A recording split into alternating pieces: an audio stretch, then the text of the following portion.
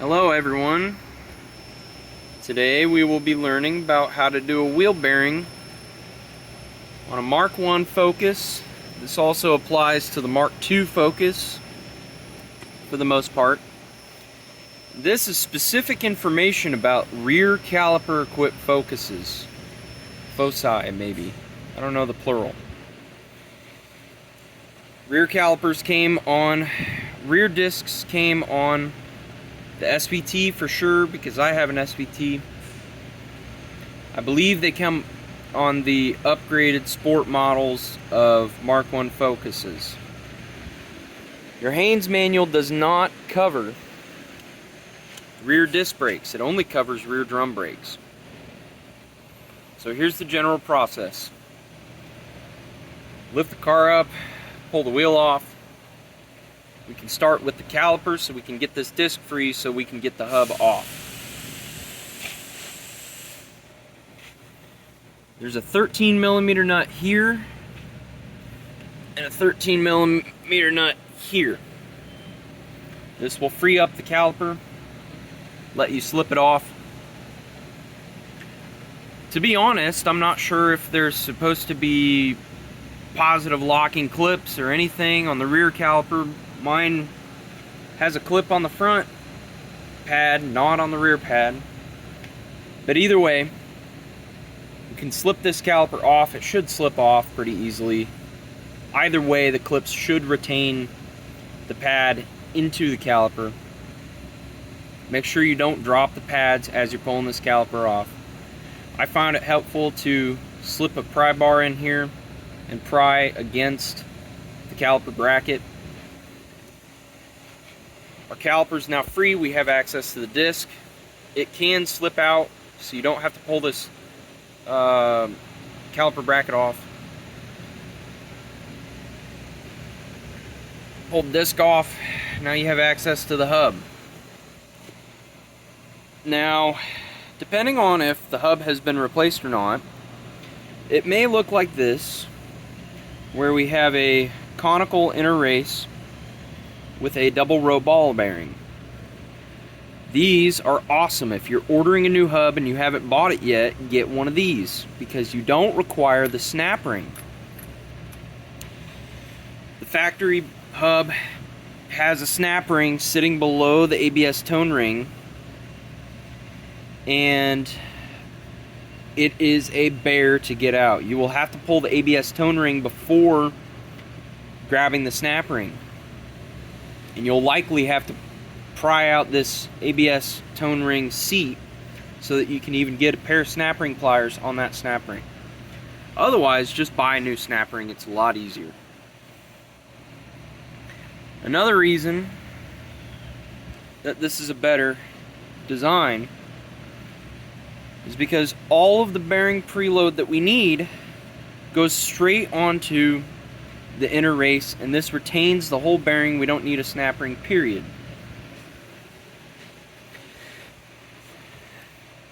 This one has been replaced. It wasn't really in too bad a shape.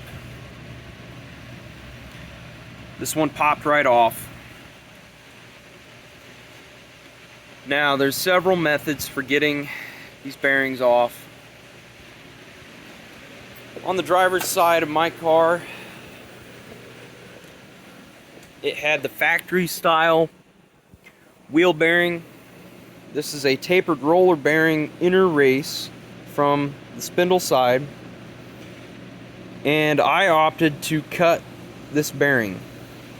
It's easiest to use a pneumatic die grinder and just score most of the way through. Take your time, go nice and slow. You don't have to go all the way through the bearing, because you can see this is split, even though it's not cut all the way through, except for maybe on that leading edge.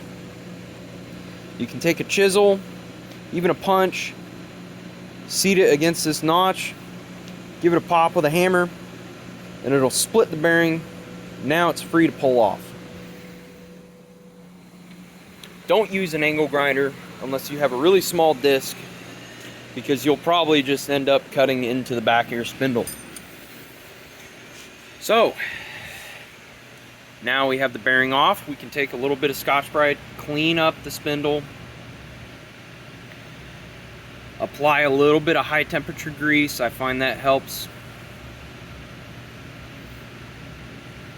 You can apply just a touch to the threads. You don't really need it because the torque value does change.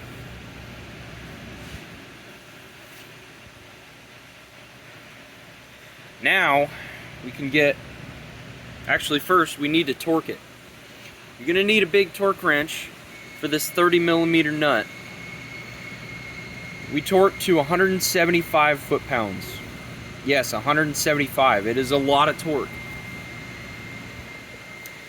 And we want to spin this bearing in reverse. I think I have a little bit of a warped rotor here. It's binding up.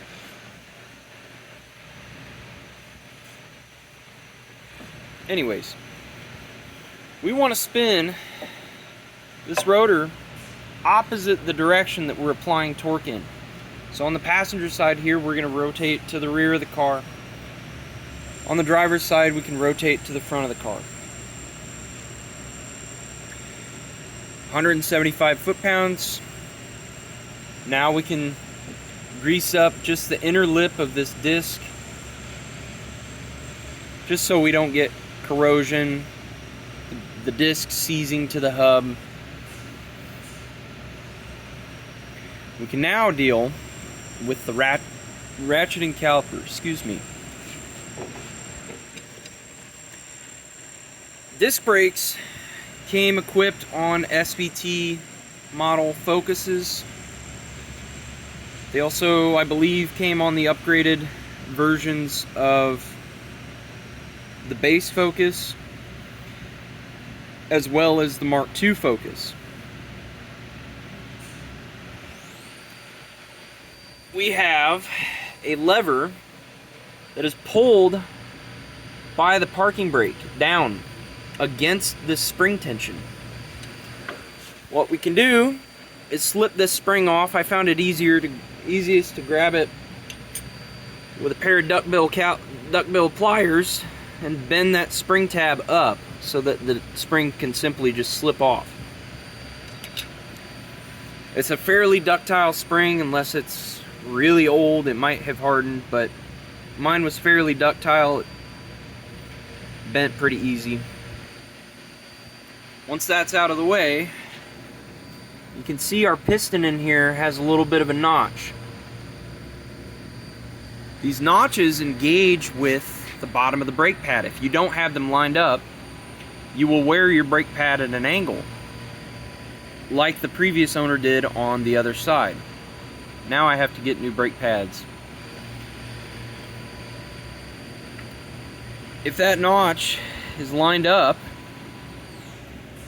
if that locating pin on the pad is lined up with this notch, everything will seat together properly. The caliper will sit down on the bracket. So we need to take this spring off so we can relieve the spring tension. Inside of this caliper there's a jack screw, and the inside of the piston is threaded. As we pull the parking brake, it applies tension to a ratcheting mechanism, which causes the piston to thread its way on, or I guess the jack screw threads its way into the piston. That way we always have braking pressure on our parking brake, even if we don't have hydraulic brake fluid.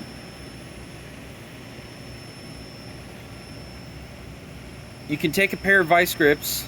Once you have no spring tension on it, the mechanism is free to move back and forth.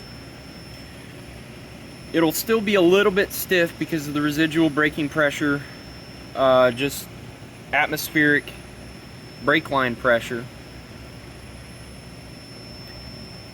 But we can take a pair of channel locks and twist the piston in. It will not compress with a C-clamp, anything else. You have to use a pair of channel locks and grab that piston and turn it in. Threads in just like a bolt. It'll be fairly stiff. Make sure you don't grab the boot Otherwise, you'll end up with dirt inside your caliper and you'll have to get a new caliper after a while. After that's done, this caliper will slip right on over the pads, no problem. We can now put our 13mm bolts in, and our job is done.